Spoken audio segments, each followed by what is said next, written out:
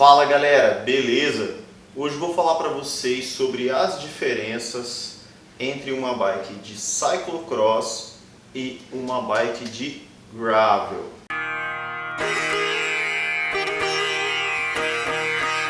Pessoal, o meu canal começou lá em 2018 com vídeos com essa bicicleta aqui, que é uma bike de cyclocross, é uma Colnago Prestige 2012. Foi o primeiro ano que a UCI autorizou o uso de freios a disco pelos caras do cyclocross, né? Antes disso, a UCI não autorizava e os caras usavam os freios chamados cantilever, né?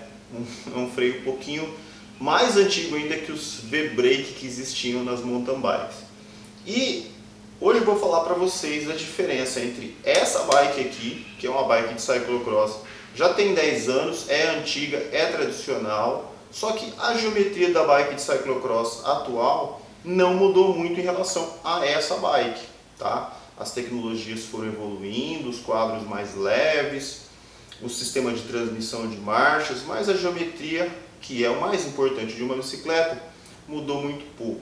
E a comparação com uma gravel bike, que é a Soul Seeker, que eu estou testando, que é uma gravel, que é uma bike que é um projeto novíssimo, né? Que tem menos de um ano e é uma bike extremamente moderna. Bom pessoal, a bike de cyclocross, às vezes as pessoas olham para as bicicletas e acham que elas são grandes demais, né? Principalmente porque você tem um canote muito pouco exposto. Quem está acostumado a andar de mountain bike tem aquele canote absurdamente exposto, a geometria sloping. O que acontece com as bikes de cyclocross? Elas têm uma geometria muito semelhante às bikes de estrada tradicionais.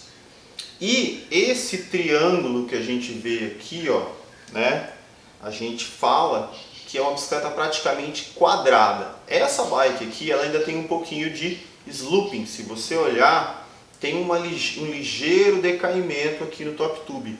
É muito pouco, é muito pequeno, mas existe. Por que que as bikes de cyclocross elas têm essa geometria? Primeiro, quando você assiste uma corrida de cyclocross, você vê que muitas das vezes os caras pegam as bikes e põem no ombro. Então até essa bicicleta tem, como você pode ver, um lugar aqui para você colocar a bicicleta no ombro e não machucar, né? Se você olhar, por exemplo, a Canyon do Mathieu van der Poel, a Canyon, que é a bike de cyclocross que ele usa, ele também tem uma característica no top tube para facilitar, para colocar no ombro, né? Então essa característica aí desse quadro tradicional, 99% das bikes de cyclocross continuam mantendo hoje em dia. Se você assistir uma corrida, você vai ver que todas as bikes são desse jeito aí. Outra coisa importante, a bike de cyclocross, ela tem o seat tube, né? Ou seja, o tubo do canote de selim muito em pé. Essa bike aqui, ela tem 75,5, né, de ângulo, esse ângulo aqui do seat tube.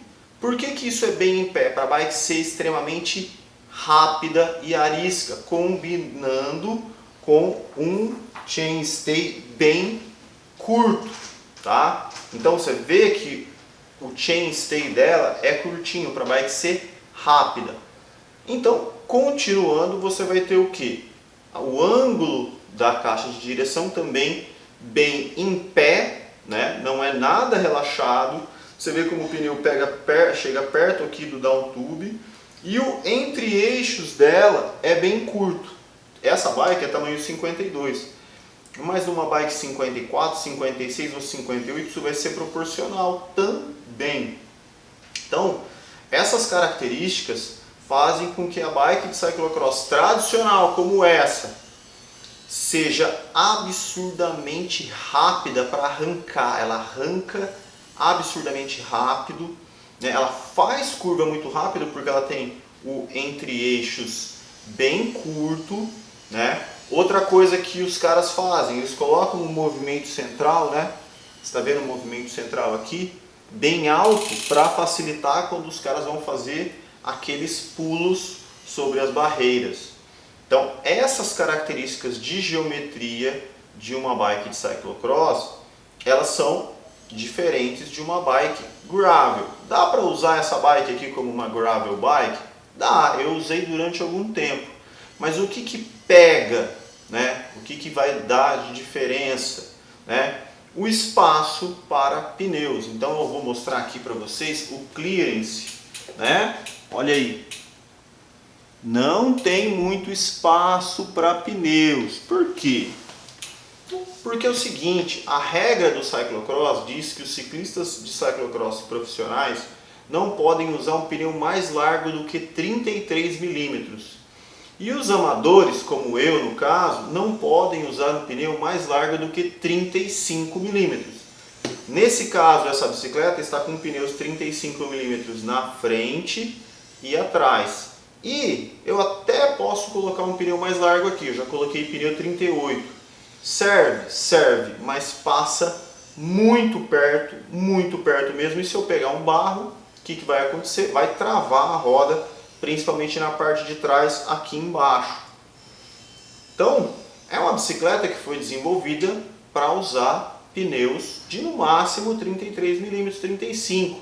O 35 já passa perto, porque é a regra que a UCI colocou para as bikes de cyclocross.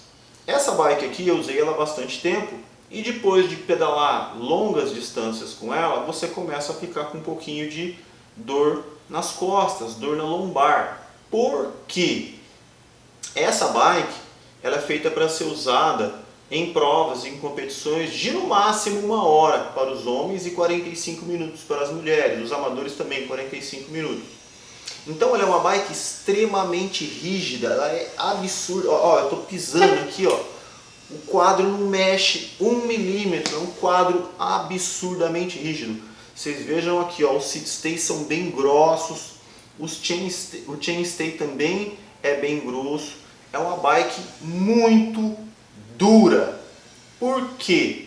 Porque ela precisa de passar energia o mais forte, o mais rápido possível para o chão. E 99% dos caras usam nas bikes de cyclocross pneus tubulares com uma pressão baixíssima. Então a ideia aqui que não tem absorção de impacto, né? Também é proibido usar suspensão nas bikes de cyclocross por regra da UCI. Então é isso, é uma bike absurdamente rápida, arisca, dura, para você usar ela 1 hora com uma máxima performance, né? Eu brinco, falo que essa bicicleta aqui é tipo uma Fórmula 1, é um negócio absurdo, só que para se andar na terra. Vamos então agora ver um pouquinho da gravel, a diferença entre uma gravel moderna e uma cyclocross. Bom pessoal, agora eu estou com a Seeker, que é uma bike que eu estou testando já faz alguns meses, que é uma bike moderna, é uma gravel moderna, com todas as características que podem ser implantadas quando se vai desenvolver uma bike gravel, estão nessa bike. Bom, então a primeira coisa que você vê é que a geometria já é diferente. Vejam que a gente já tem um pouco mais de slope, bem mais na verdade, o canote bem mais exposto. Para quê? Para que você tenha o quê? Uma flexão desse canote para te dar conforto. Lembrando, essa bike é projetada para você fazer longas distâncias. Seja ela uma bike race, seja ela uma bike de bikepacking, qualquer uma delas vai fazer uma distância muito maior do que uma cyclocross. Então o que vai acontecer? Você vai ter, além do slope, você vai ter os seat stays, eles se juntam mais embaixo. Para quê? Para prezar o conforto, tá? É claro que essa bike, essa Seeker, é uma bike rápida, é uma gravel race, mas ela é absurdamente mais confortável do que a Colnago que eu estava mostrando para vocês. Por quê? Além de você ter o canote de selim mais exposto, o ângulo de canote de selim é um pouco mais relaxado, os seat stays são mais embaixo, mais flexíveis, O chainstay também é muito mais longo para fazer com que a bike fique mais estável. E também, como o chainstay é mais longo, a gente vai ter também, com a ajuda do ângulo de direção um pouquinho mais relaxado, o entre-eixos maior. Então, essa é a grande diferença que a gente tem entre uma gravel moderna, como no caso aqui a Seeker, e uma bike de cyclocross. A gravel ela vai ter um entre-eixos maior, um ângulo de direção um pouco mais relaxado, assim como o ângulo do canote de selim, um entre-eixos maior e, além disso tudo, a grande diferença é o clearance e o espaço para pneus. Olha aqui, no caso da Seeker, a gente tem um clearance enorme, esse pneu aqui é 47 e ainda tem espaço para pneu maior, né? Então, são bikes hoje totalmente diferentes. Uma outra coisa também que o movimento central da gravel ele é bem mais baixo do que da bike de cyclocross. E aí tem outras situações, então como relação de marchas, né? No caso dessa bike aqui da Soul, a gente tem o guidão integrado, mas numa cyclocross também pode ter o guidão integrado. A grande diferença que a gente tem entre os guidões é que nas bikes gravel a maior parte dos caras usam o que? Um guidão como esse aqui com flare. E isso não é utilizado no cyclocross, os caras usam os guidões tradicionais. Mais uma diferença, né? Eu, por exemplo, eu uso aqui na bike gravel o pedal de estrada, mas isso também pode ser usado o pedal de mountain bike, o pedal específico para gravel. E na bike de cyclocross é impossível você usar um pedal de estrada para correr uma corrida de cyclocross. Outra coisa também, né? Se você pegar uma gravel, ela tem o que? Espaço para você pôr 2 suportes de caramanhola. Algumas marcas você vai ter integrado um sistema para você guardar câmara de ar, CO2, o que você quiser dentro do quadro, ou aqui ou aqui. Isso não tem na bike de cyclocross. Na bike de cyclocross, a minha ali vocês viram que está com uma suporte de caramanhola, mas isso aí é só para eu treinar, né? Porque no meio de uma corrida de cyclocross, poucas vezes a gente vê os caras usando garrafa d'água e caramanhola, porque né, é até proibido, tem que estar mais de 18 graus para os caras poderem usar, né? Tem mais essa regra doida aí.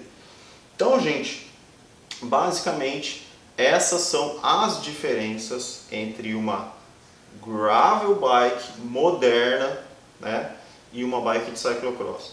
Consigo usar uma bike de cyclocross para fazer gravel? Sim, né? Como eu disse quando eu estava com a bike de cyclocross, dá para se usar uma bike de cyclocross para fazer gravel. Algumas bikes de cyclocross modernas são feitas para fazer as duas coisas, mas a diferença é grande. Eu percebi quando eu peguei uma gravel bike feita para fazer longas distâncias, o conforto, e não só o conforto, a performance é melhor, né? A bike de gravel, pelos pneus maiores, pela geometria, pela forma como ela é projetada, ela absorve muito mais impactos do que a bike de cyclocross e não deixa de ser uma bike rápida. Por exemplo, a Seeker é uma bike rápida, é uma bike arisca, mas é muito mais confortável do que uma bike de cyclocross.